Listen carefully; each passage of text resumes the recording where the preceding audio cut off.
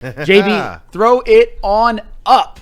All right, at pick 28, to the surprise of no one, I've got the Lions taking James Pierce Jr. Yes. And I understand that there's a lot of, talk about potential character issues, but I'm not Brad Holmes. I'm a flannel Sam, so this is what I would choose. And we've already given a more extensive breakdown of James Pierce Jr. as a prospect, but elite production the last 2 years, 17.5 sacks, 28 TFLs, tackles for loss, 107 pressures, which is insane. A 23% pass rush win rate last year, which is amazing. Anything over 20 is elite.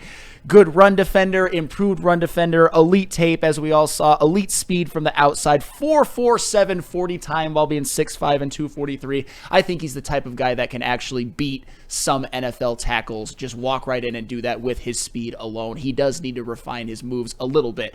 With the number 60 pick, I've got Michigan edge rusher Josiah Stewart.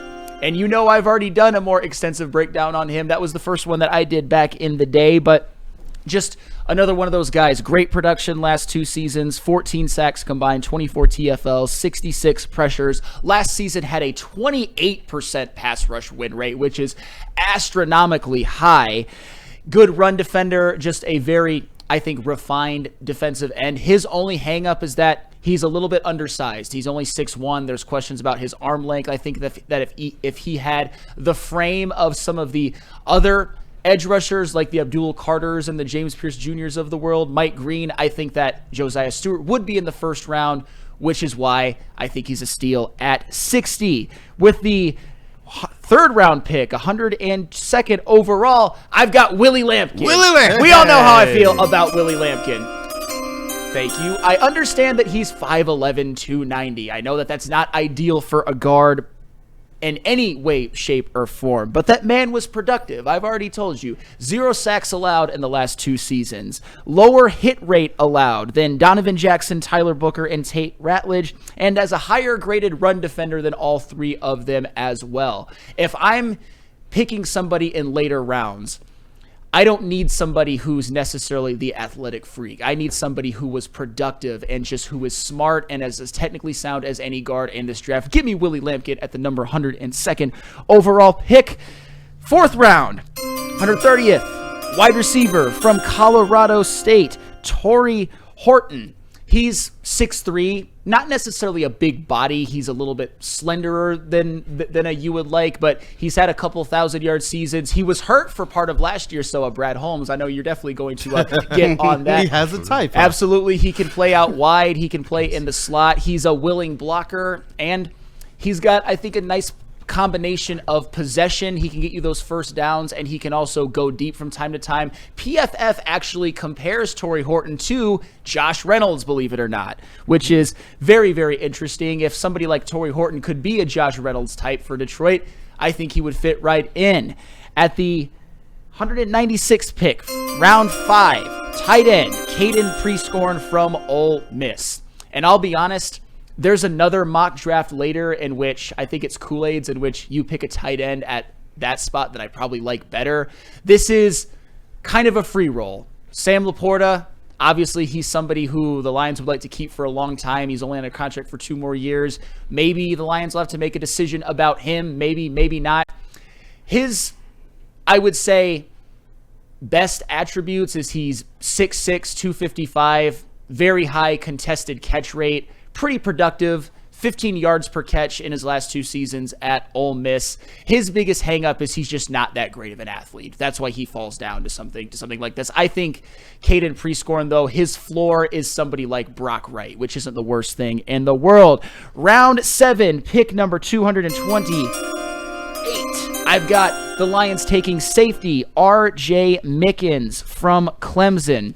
And this is one, and I've been more on alert about this than some. I know I mentioned it on a show way back in the day, maybe a couple of weeks ago, that after Brian Branch and Kirby Joseph, the safety room, I don't really know who's going to be there. I know that Avonte Maddox is somebody that can be more versatile, but I think R.J. Mickens in round 7, he is an absolute steal. He was really an elite safety last year. 57 passer rating allowed when targeted, which is amazing. A couple of interceptions, a 24% forced incompletion rate, which is way in the higher percentile when it comes to safeties. 75 tackles, 6 tackles for loss, a 4.49 40 time, and the third highest vertical amongst safeties. So he's got good athleticism, and he's got the production. I think that he is actually more like a 4th or a 5th round prospect that would fall to 7. Speaking of steals, this might be my favorite pick of them all, except for, other than the first 2, this might be my favorite pick of them all. Ty Robinson, round 7, 244 from the University of Nebraska. And I actually watched quite a bit of Ty Robinson this year because you all know how I felt about Nebraska and Dylan Raiola. For some reason, I can't put my finger on it. I really liked watching Dylan Raiola. He reminds me of somebody. I just don't know who. But anywho, we all know. I wonder. I'm just kind of joking right there. But Ty Robinson is somebody that absolutely flashed off the screen. He made so many big plays for a Nebraska defense, which was actually really damn good. In 2024, he really upped his production from his previous years when he had, I would say, the best team around him. 7 sacks, 13 tackles for loss, just good size, 6'6", 310, 42 pressures, a 10% pass rush win rate, an 8% run stop rate, which are very good for defensive tackles, by the way. But the thing that is intriguing about Ty Robinson, probably even more so than his production, you might as well call Ty Robinson Combine God. Listen to this. Fastest, and this is amongst defensive tackles. Fastest 40 time. 3rd fastest 10-yard splits. 4th highest vertical. Second longest broad jump. 3rd fastest 3-cone. 3rd fastest shuttle. And tied for 2nd on bench press reps. The man's an athletic freak, and he showed out for Nebraska last year. This is my draft. I think if Brad Holmes adheres to all of this, the Lions are an absolute Super Bowl team next year. What say you, fellas? Hey, you know what? I like it. And obviously, when you guys see my mock draft, the top 3 is heavily influenced by I was about to say what the ball knowers have been telling me. No, because I didn't even see your mock draft before I did mine. I was like, I just want to go and check out who the players are that are available, do a little bit of research. And you know what? This is what I definitely love about yours. When you talk about it being top heavy, who doesn't like top heavy things, Flannel Sam? And that's what you do. Because I want to go edge, and I want more trench work out of realistically those first 3 picks. And when you go and you get a couple players like this, you're taking I don't even think it's taking a chance on Willie Lampkin. Like everything that you broke down about who he is as a player, the aggressiveness, the technique. That's what I really take away from those top 3 players is the elite technique that they utilize to get the job done, including the Josiah Stewart, the ability to, stand up and survey and utilize that to be able to take the best angles to get into the backfield. So I like this, man. And you put the thought into the back half of the draft as well. I know we're all going to probably have a particular way that we're looking at that, but I appreciate the way that this kind of shook out. And remember, Chuck Brewer, because combine numbers translate so much. That's why Sam hates Tom Brady. His combine showing 7th round, Chuck. I'm talking a 7th round flyer. And I also mentioned Ty Robinson's production. So I know a lot of you don't like this draft. I would suspect that if somebody like Neil Rule sent in the exact same draft, you'd give it a B+, but that's neither here nor there. I'm not saying it's perfect. And when it comes to, I see some people say, obviously, whenever I do anything, everybody accuses me of being Neil Robinson would cut it like Neil Robinson. Neil Rule would cut it like a promo. Oh, absolutely. Ty Robinson. Absolutely. But I know a lot of people, whenever I do anything, they mention, it's all about stats and numbers and all of that. Do you really think I have time on this? It would go the rest of the show me if all I did was break down every single one of the players with all their films. But you can watch us do that with James Pierce Jr. and Josiah Stewart on previous shows. And I believe that they are clips. And we also showed some game film from Willie Lampkin when I did a more extensive breakdown. This is just Cliff Notes. That's all this is a Cliff Notes. I would love to do film breakdowns of every single one of those players, and maybe we will. Tune in, because we got to talk a lot of draft. But KG, your thoughts? Personally, this is an A- for me. The only pick that I really question, you pretty much won the draft off the first two picks. If you could get James Pierce Jr. and Josiah Stewart, as a potential starter and maybe some edge depth, that I think that's a home run. Willie Lampkin, and I guess call me a sizes if you have to. That's fine. It just depends on what the other options are at guard. I do like that you went guard, 3rd round pick. That's probably how I would have done it. You went wide receiver in the 4th. Not mad at that, just based on who you got. Tight end is a questionable pick to me because you have Sam Laporta, you have Shane Zylstra coming back. I think those are primarily your two, pass catching and blocking tight ends.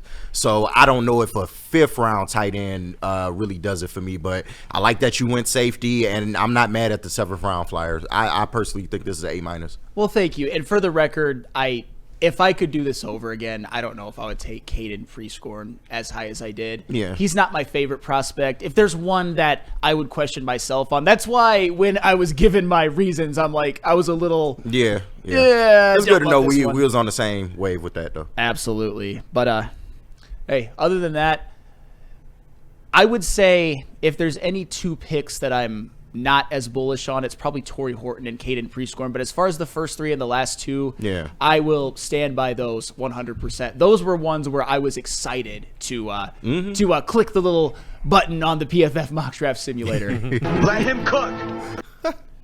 Oh, man. But no, I love that. Like you said, the James Pierce Jr. one at the top of that draft and Josiah Stewart. You're talking about getting some defensive line help with the opportunity to still bring back a Za'Darius Smith. That to me is cooking with grease, Final Sam. Hey, thank you so much. But the good news is we've got more mock drafts to break down. And you guys will see some familiar names at the top, so I won't belabor those names, but we'll definitely talk about them. Yep. If you can go ahead and throw that up there. Yep. Linebacker first pick. No, I'll tell you. Hey, I did get a linebacker. I did get one. I made it a mission. He did get a linebacker. Find one that can definitely, what I believe, fit with your scheme, Kelvin Shepard. Oh, aka okay. KG. There we go. But no, there's no surprise here. My first 3 picks, James Pierce Jr., Josiah Stewart, Willie Lampkin, and I kind of went back and forth with, do I want to, prioritize size and aggression, or do I want to prioritize players who, when you look at least their film, when you look at the highlights, when you look at some of their games, am I coming away with a player like Brad Holmes says that just looks like they're making plays out there on the field beyond what any of the measurables may be? And that's where I really, really lean heavily on a lot of the breakdowns that you heard from KG, from Flannel Sam, and I do implore you guys to go back and look at those videos. You search Josiah Stewart, one of those videos that's going to pop up is the breakdown that they did here. And when you look at Josiah Stewart, and I said this in the last segment, and even a Willie Lampkin, on the other side of the ball, you're getting 2 players who, despite what anybody may say, if they have any disadvantage from the size perspective in the trenches, they have the technique to make up for all of that, and they have, honestly, just the motor to make it happen. And that, to me, is what I like. With Josiah Stewart and James Pierce Jr., you're talking about just elite speed to track things down in the backfield, elite speed to change directions if there's a misdirection. You're talking about teams that were last year trying to throw the Detroit Lions defense off a little bit, and I think that when you add a couple more dogs like this in the trenches on the defensive line side of things, you give yourself a whole lot more speed and space. And I like what Za'Darius Smith brought to the table. I don't think that he's going to be as fast as what these players are going to be able to present or bring to the table, especially when you're talking about a more healthy Detroit Lions defensive line when you get a Lee McNeil back. And then, obviously, the big fella, Aiden Hutchinson. But when you kind of go beyond those first 3 that Flannel Sam broke down so well and during his mock draft, this is where things get, I wouldn't say necessarily interesting. I would say probably a little bit more predictable. I had to go with the linebacker who, though, showed a little bit of ability to get into the backfield, a little bit of ability to kind of diagnose everything, play in the passing game, as well as be able to step up and play in diagnose run, or if it's time to get after the quarterback. And that's where I go with Barrett Carter out of Clemson. Linebacker, 6 foot, 231 pounds. And what I like about a lot of these players, when you talk about every pick from here on down, is that they play. That's what you're going to see. The availability is that they are there and that they are coming up in a lot of the, all ACC or all conference awards. But with Barrett Carter, what I really, really like about him is that wound up as a finalist for the Butkus Award for the nation's top linebacker, and he started all 14 games, 82 tackles, 10.5 tackles for loss, 3.5 sacks, and 7 pass breakups, showing the ability to do a little bit of both when it's time to drop back or when it's time to be able to get after it. And I think that at a position right here, especially with KG, Kelvin Shepard, I haven't really seen the Detroit Lions make too much of an investment at the linebacker position. And I do believe it's because you got some dogs in there like Alex Anzalone, like a Jack Campbell. But I would like to see this team go and finally make a push there. And I do believe that this one helps. He has the range, speed, athleticism to cover when you talk about end-to-end speed, when you're talking about the passing game, when you're talking about the run game, swings with the running back or with wide receivers. Has the ability to cover pretty well as well, and agile, twitchy burst to close out distance speeds when you're talking about tackling. So it's no secret, especially in NFC North, the level of running backs that we're going to be able to face. And I like having this type of protection there. When I looked at last year, think about how many different linebackers played different roles for the Detroit Lions, including Malcolm Rodriguez and Derek Barnes, before ultimately succumbing to injury. So had to talk a little bit longer about my linebackers, but as we go on to the next one, I wanted to make sure we're shoring up these trenches. And that's what brings us to one Jake Majors. And this is a guy, again, who he just plays. That's just it. This guy played a lot. And there was a couple different offensive linemen that I was kind of picking between. And I like him, but I'm kind of even more intrigued with Joshua Gray, who I have at the bottom. But we're going to get there, man. One of the other players here, though, that intrigues me, and I want to be able to get you guys' takeaway on this as well, is, and tell me if I'm saying this name right, Oronde Gadsden. Yes, tight end. that's correct. Right, definitely. Tight end out of Syracuse. 6'5", 243 pounds, man. And this is a guy who has versatility. You're talking about a player that has wide receiver type lineage in his background.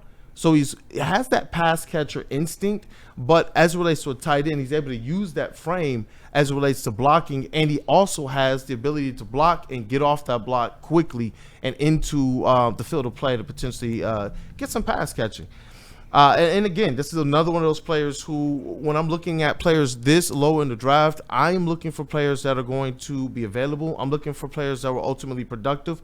I'm looking for players like him in 2024's first team All-ACC, and he set the school and ACC record for a tight end with 73 receptions. So, again, when you talk about Barrett Carter, the same thing here. You're looking at a player who might not be as heralded as some of these top draft picks, but you're looking at production and you're looking at what effectively people are saying about them at the end of the season, and these guys are popping up amongst the honored.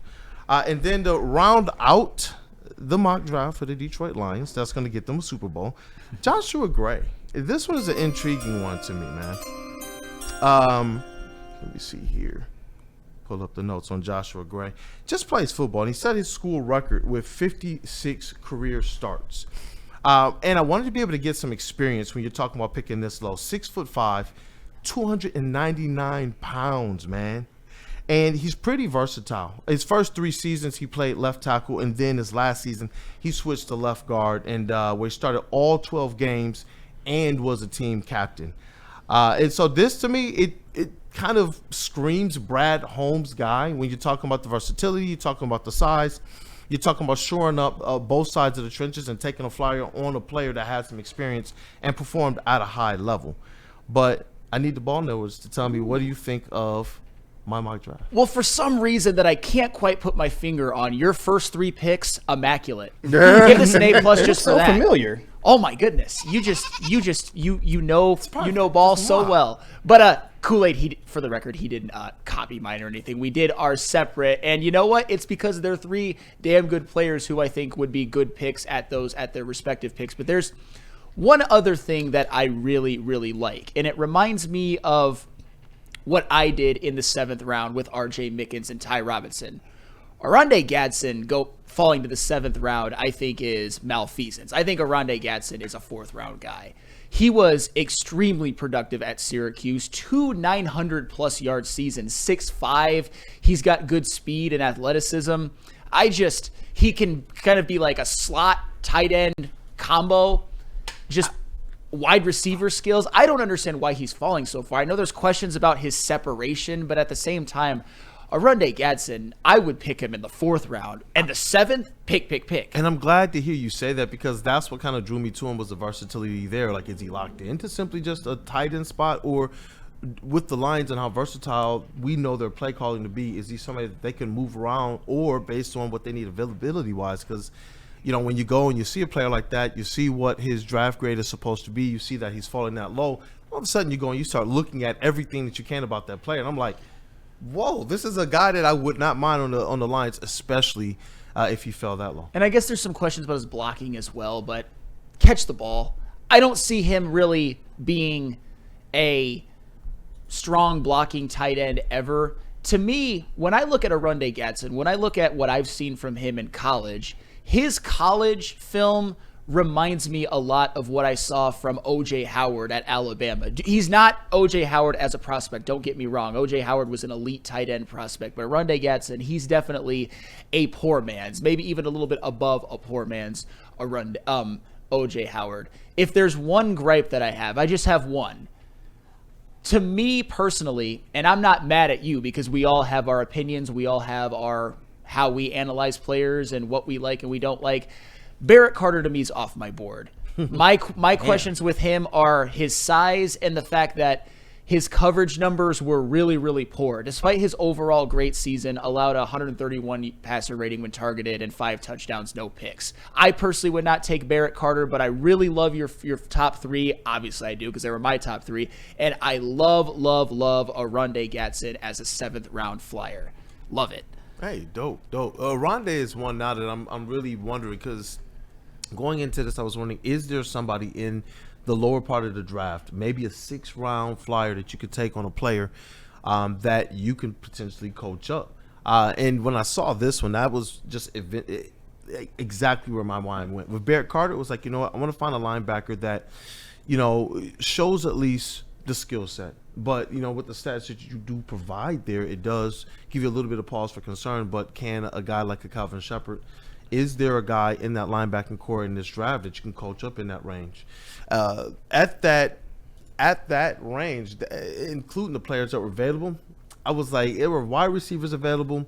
There was a little bit of trench work for the offensive line, but linebacker was sitting right there. And I was like, you know what? Let's rock with it. No, I certainly don't hate the flyer at all. And I personally think with both of our drafts that if somehow, some way that Brad Holmes can come away with even one of R.J. Mickens, Ty Robinson, and Arunde Gadsden, I think that those are 3 guys that are 4th round prospects, 100%. They all have so much that intrigues me. With Ty Robinson, it's his production and athleticism. With R.J. Mixon, it was his production, and he measured pretty well in some athletic just metrics. And also with Arunde Gadsden, I look at his tape and I'm like, that's O.J. Howard. Why is he in the 7th round? And O.J. Howard, don't get me wrong, he hasn't been a great NFL player or anything, but he was solid for a while. And he just, to me, they both just leaped off the screen. And it's like, Arunde Gadsden in the 7th round, are you kidding? Pick. But do you know what the exercise does do, though? Because you go through these so many times. I know other people have. I know Cavassier did. And what you realize in this draft in particular, it is a deep draft for a lot of the positions that the Detroit Lions are going to effectively be in play for. And that, to me, is where you hear Brad Holmes talk the way that he does, and he sounds so confident. You see the way that these draft boards could fall, and he could stay put and really, really have his pick of the litter. Because when I look back at how did some of these players fall, I was like, oh, you could totally see it playing that way. And if it doesn't, guess what? Someone else is going to fall.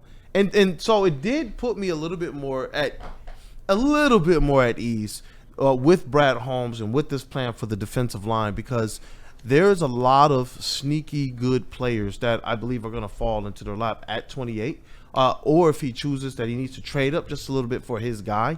That's what this kind of this draft in particular is starting to make me comfortable with. Hey, and speaking of this draft, Chase takes center stage when we get back from break. We're going to break down his draft, but first, tell us what